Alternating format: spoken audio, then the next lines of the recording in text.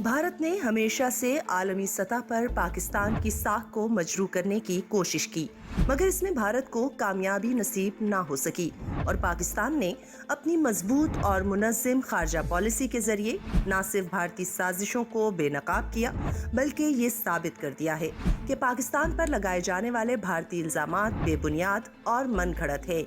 सानेहा समझौता एक्सप्रेस को ही लीजिए।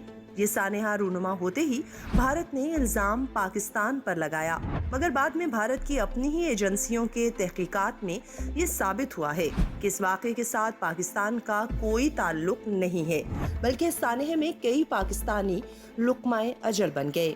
भारतीय खुफिया एजेंसी रॉ ने 10 भारतीय शहरियों समेत 68 बेगुनाह अफराद को रियासती दहशतगर्दी का शिकार बना दिया। तहकीकात में ये इंकशाफ भी हुआ कि कमल चौहान दरगाह अजमेर शरीफ और हैदराबाद की मक्का मस्जिद बम धमाकों में भी मुलव्विस था। इब्तदा में इन हमलों में भी पाकिस्तान को मोरूदे इल्जाम ठहराया गया, लेकिन बाद में हिंदू इंतहा पसंदों ने अपने मुलव्विस होने का अलल ऐलान एतराफ कर लिया। It was an encounter with a Muslim boy who was wrongly arrested for the Mecca Masjid blast in Hyderabad that apparently caused a change of heart in Swami Asimanand's mind. They were both in Hyderabad jail. This boy, Abdul Kaleem, was very kind to Swami Asimanand. Asimanand asked him, why he was in jail, and he said, I've been wrongly put away for a blast that I never did and that I was tortured for it. And this apparently had such a profound impact on Swami Asimanand that he decided to do penance for it and asked to confess.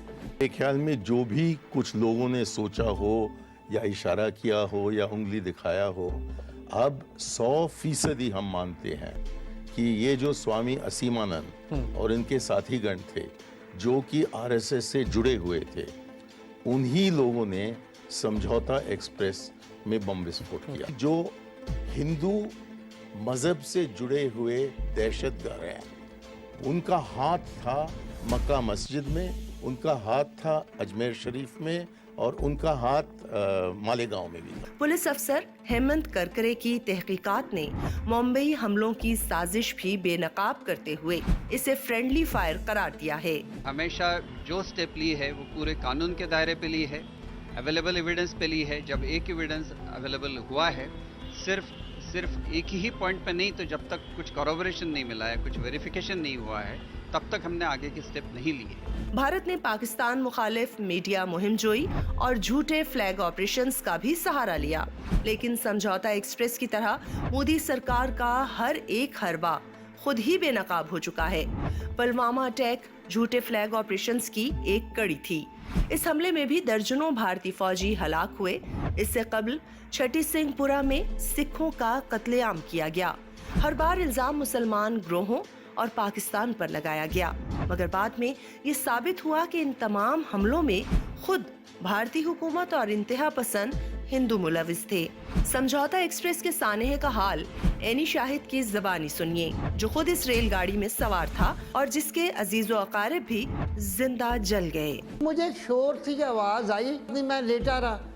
जब थोड़ी देर बाद मेरी आंख लगी तो मेरे से सांस नहीं लिया गया। वो कुंडी खोली और हवा ऑक्सीजन लगी और एकदम आग भड़की। तो मैं घबरा गए। अब मैं कूद के मैंने जनाब आवाजें दी अपने बच्चों को, आयशा ओ बिलाल होए, आयशा ओ बिलाल होए। मेरी आंखों के आगे अंधेरा आ गया, मेरी औलाद चली गई। ओ भैया मेरे 5 बच्चे मर। मैं यूं ही पागल हो गया, शोर मचाता रहा। और जब उन्होंने हमें दिखाया तो वो इस हालत में थे कि मैं आपको अपनी जुबान से बता नहीं सकता। मेरी बेटी आयशा इतनी बुरी तरह जल गई थी कि उसका चेहरा, सिर वगैरह, बस मैं बता नहीं सकता आपको वो किस हालत में वो बच्ची मैंने देखी। हमें मरते दम तक वो आंखों में मंजर याद रहेगा। इसी सूरत हाल में हिंदुस्तान इलाकाई और बैनुल अक़वामी अमन के लिए संगीन खतरा बन चुका है। लिहाजा आलमी बरादरी को इस जानिब अपनी तवज्जो मबजूल करनी चाहिए और पूरी दुनिया में मुस्तकिल अमन के क़याम के लिए भारत पर दबाव डालकर यहाँ पर आबाद अक़लियतों का तहफ़्फ़ुज़ यकीनी बनाना चाहिए।